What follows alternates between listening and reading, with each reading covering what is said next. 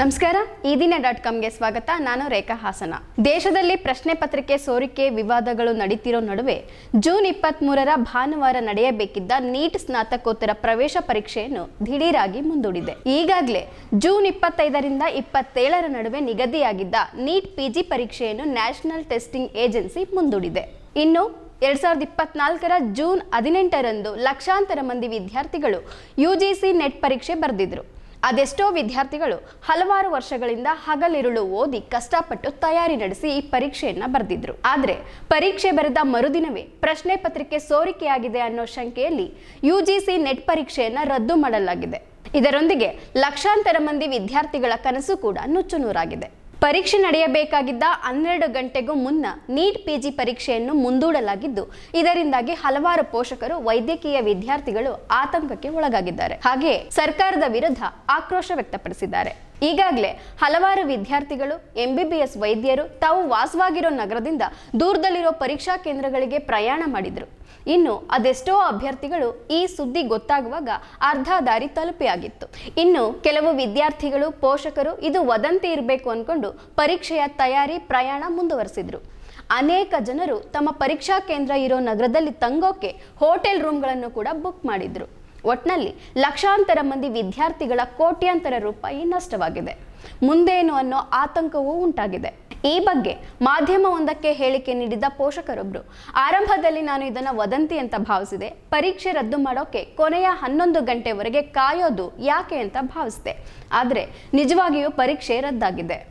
ಈ ಪರೀಕ್ಷೆಗಳ ದುರುಪಯೋಗದ ಬಗ್ಗೆ ಪ್ರಧಾನಿ ಗೃಹ ಸಚಿವರು ಮಾತನಾಡಬೇಕು. ಸುಪ್ರೀಂ ಕೋರ್ಟ್ ಕೂಡ ಮಧ್ಯಪ್ರವೇಶ ಮಾಡಬೇಕು. ಇಡೀ ಭಾರತದಲ್ಲಿರುವ ಪರೀಕ್ಷಾ ವ್ಯವಸ್ಥೆಯನ್ನೇ ಅಪಹಾಸ್ಯ ಮಾಡಿಕೊಂಡಿದ್ದಾರೆ ಅಂತ ಆಕ್ರೋಶ ವ್ಯಕ್ತಪಡಿಸಿದ್ದಾರೆ. ಇನ್ನು ನನಗೆ ಪರಿಚಯವಿರುವ ಯುವತಿಯೊಬ್ಬಳು ಮುಂಬೈನ ಕೇಂದ್ರದಲ್ಲಿ ಪರೀಕ್ಷೆ ಬರೆಯೋಕೆ ಅಂತ ದುಬೈನಿಂದ ಬಂದಿದ್ಲು. ಆದ್ರೆ ಈಗ ಪರೀಕ್ಷೆಯೇ ರದ್ದಾಗಿದೆ ಅಂತ ಸುದರ್ಶನ ಎಂಬ ಪೋಷಕರೊಬ್ರು ಹೇಳಿದ್ದಾರೆ. ಬ್ರಿಜೇಶ್ ಸುತಾರಿಯಾ ಎಂಬ ಪೋಷಕರೊಬ್ರು, ಪರೀಕ್ಷೆಯ ಪ್ರಕ್ರಿಯೆಯ ದೃಢತೆಯನ್ನು ಮೊದಲೇ ಪರಿಶೀಲಿಸಿದ್ರೆ ಸರಿಯಾದ ಮುನ್ನೆಚ್ಚರಿಕೆ ಕೈಗೊಂಡಿದ್ರೆ ಹೀಗೆ 10 ಗಂಟೆಗೂ ಮುಂಚೆ ಪರೀಕ್ಷೆ ರದ್ದು ಮಾಡೋ ಸ್ಥಿತಿ ಬರ್ತಿರ್ಲಿಲ್ಲ. ಸರ್ಕಾರ ವಿದ್ಯಾರ್ಥಿಗಳ ಬದುಕಿನ ಜೊತೆ ಚೆಲ್ಲಾಟವಾಡ್ತಿದೆ. ವಿದ್ಯಾರ್ಥಿಗಳು ಈಗಾಗಲೇ ತಯಾರಿ ನಡೆಸಿದ್ರು.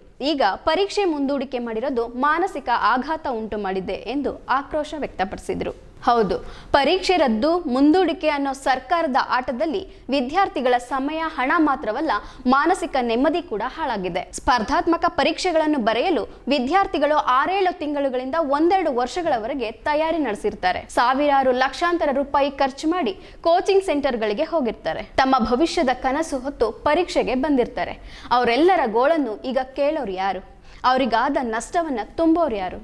ಇನ್ನು ಯುಜಿಸಿ ನೆಟ್ ಪರೀಕ್ಷೆಯಲ್ಲಿಯೂ ಇದೇ ರೀತಿ ನಡೆದಿದೆ. ಸಾಮಾನ್ಯವಾಗಿ NTA ಯುಜಿಸಿ ನೆಟ್ ಪರೀಕ್ಷೆಯ ಪ್ರವೇಶ ಪತ್ರಿಕೆ ಹಂಚಿಕೆಯ ಸಮಯದಲ್ಲಿ ಅಭ್ಯರ್ಥಿಗಳ ಆದ್ಯತೆ ಮತ್ತು ಸ್ಥಳಗಳ ಆಧಾರದ ಮೇಲೆ ಪರೀಕ್ಷಾ ಕೇಂದ್ರಗಳನ್ನು ಗೊತ್ತುಪಡಿಸುತ್ತೆ. ಆದರೆ ಅದೆಷ್ಟೋ ವಿದ್ಯಾರ್ಥಿಗಳಿಗೆ ಸಮೀಪದ ಪರೀಕ್ಷಾ ಕೇಂದ್ರಗಳು ಲಭ್ಯವಾಗಿಲ್ಲ. ಇದರಿಂದಾಗಿ ಯುಜಿಸಿ ನೆಟ್ ಅಭ್ಯರ್ಥಿಗಳು 100 ಕಿಲೋಮೀಟರ್ ಓಡಾಟ ಮಾಡಬೇಕಾಗಿತ್ತು. ಅಷ್ಟೊಂದು ದೂರ ಓಡಾಟ ನಡೆಸಿ ಪರೀಕ್ಷೆ ಬರೆದು ಹಿಂದಿರುಗಿ 1 ದಿನ ಕಳೆಯುವಾಗಲೇ ಪರೀಕ್ಷೆ ರದ್ದು ಮಾಡಲಾಗಿದೆ. ಇದು ಕೇವಲ 1-2 ಪರೀಕ್ಷೆಯ ಕಥೆಯಲ್ಲ. ವರದಿ ಪ್ರಕಾರ ಕಳೆದ 5 ವರ್ಷದಲ್ಲೇ 41 ಪ್ರಶ್ನೆ ಪತ್ರಿಕೆಗಳು ಲೀಕ್ ಆಗಿವೆ.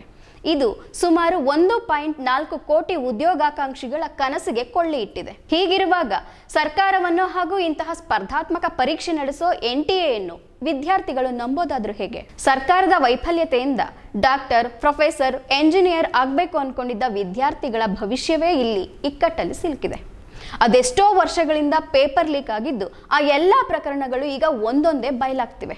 ಅರ್ಹರಲ್ಲದವರು ಕೂಡ ವೈದ್ಯರು, ಪ್ರೊಫೆಸರ್ಗಳಾಗಿ ಆರೋಗ್ಯ ಶಿಕ್ಷಣ ಕ್ಷೇತ್ರದ ಗುಣಮಟ್ಟ ಕಡಿಮೆ ಆಗಿದೆ. ಇಷ್ಟೆಲ್ಲ ಆಗ್ತಿರುವಾಗ ನಮ್ಮ ಪ್ರಧಾನಿ ಮೋದಿ ವಿಶ್ವಗುರು ಏನ್ ಮಾಡ್ತಿದ್ದಾರೆ? ನಮ್ಮ ದೇಶ ವಿಶ್ವಗುರು ಅಂತ ಹೇಳ್ತಾರೆ. ಆದ್ರೆ ಒಂದು ಪರೀಕ್ಷೆಯನ್ನ ಸರಿಯಾಗಿ ನಡೆಸೋಕೆ ಆಗದಿದ್ರೆ ಹೇಗೆ ವಿಶ್ವಗುರು ಆಗೋದು?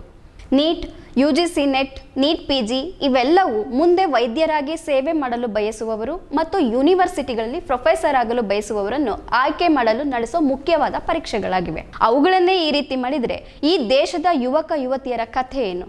ಈ ರೀತಿ ಪೇಪರ್ ಲೀಕ್ ಆಗಿ ಕಳೆದ 4-5 ವರ್ಷದಲ್ಲಿ ಅದೆಷ್ಟೋ ಮಂದಿ ಅನರ್ಹರಾಗಿರುವವರು ಕೂಡ ಸೆಲೆಕ್ಟ್ ಆಗಿರೋ ಸಾಧ್ಯತೆಯೂ ಇದೆ. ಈ ರೀತಿಯ ಶಿಕ್ಷಣ ವ್ಯವಸ್ಥೆ ಇಟ್ಕೊಂಡು ದೇಶವನ್ನು ವಿಶ್ವಗುರು ಮಾಡೋಕ್ಕಾಗುತ್ತಾ? ಕಳೆದ 10 ವರ್ಷದಲ್ಲಿ ಮೋಸ್ಟ್ ಪವರ್ಫುಲ್ ಪ್ರಧಾನಿಯಾಗಿದ್ದ ಮೋದಿ ಅವರು ದೇಶದ ಒಂದೇ ಒಂದು ಯೂನಿವರ್ಸಿಟಿಯನ್ನು ಕೂಡ ವಿಶ್ವದ ಟಾಪ್ 100 ಯೂನಿವರ್ಸಿಟಿಗಳ ಪಟ್ಟಿಗೆ ತರಲು ಸಾಧ್ಯವಾಗಿಲ್ಲ. ಕನಿಷ್ಠ ರೆಗ್ಯುಲರ್ ಆಗಿ ನಡೆಯುವಂತಹ ಪರೀಕ್ಷೆಗಳನ್ನು ಕೂಡ ಸರಿಯಾಗಿ ನಡೆಸೋಕಾಗದಿದ್ರೆ ಯುವಕ ಯುವತಿಯರ ಭವಿಷ್ಯದ ಕಥೆ ಏನು ಅನ್ನೋ ದೊಡ್ಡ ಆತಂಕ ಕಾಡದೇ ಇರುತ್ತಾ? ನೈಜ ಸುದ್ದಿಗಾಗಿ ನೋಡ್ತಾ ಇರಿ ಈ ದಿನ.com. ಇದು ಸತ್ಯ ನ್ಯಾಯ ಪ್ರೀತಿಯ ಧ್ವನಿ. ನಮಸ್ಕಾರ.